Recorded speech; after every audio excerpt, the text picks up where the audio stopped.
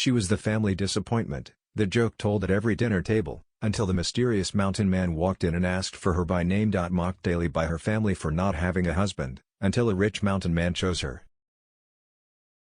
Every morning at the breakfast table, Alina braced herself. It always began the same way, her aunt's exaggerated sigh, her cousin's smirk, and finally her mother's sharp tongue. 28 and still alone, her mother would mutter loudly. Even the neighbor's daughter found someone. What's wrong with you? Alina swallowed her pain with her tea. She had learned to stay quiet, because defending herself only fueled them more. She spent her days working at the small village library, losing herself in books that spoke of kindness, courage, and love that didn't wound. But at night, when the house was quiet, she wondered if perhaps they were right. Maybe she was unlovable.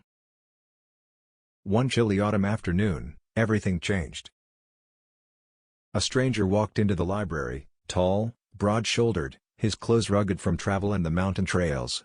His eyes were gentle, unexpectedly warm. He introduced himself as Rowan Hale, a landowner from the northern mountains, visiting the village for research. They talked for hours about history and literature. For the first time in years, Alina laughed freely. When Rowan returned the next day, and the next, the whispers in town began.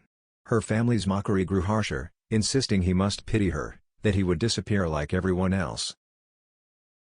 But Rowan stayed. One evening, he arrived at her home, the entire family watching through the windows like hawks. Rowan took Alina's hands, speaking loud enough for every ear sharpened with curiosity.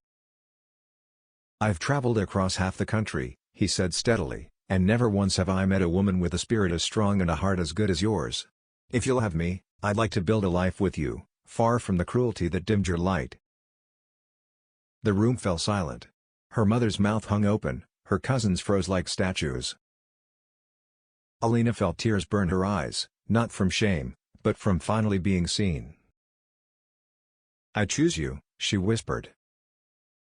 And so she left that night, climbing into Rowan's truck, heading toward the quiet safety of the mountains. There, she found not just love, but peace, and every sunrise reminded her that worth is never determined by those who try to break you.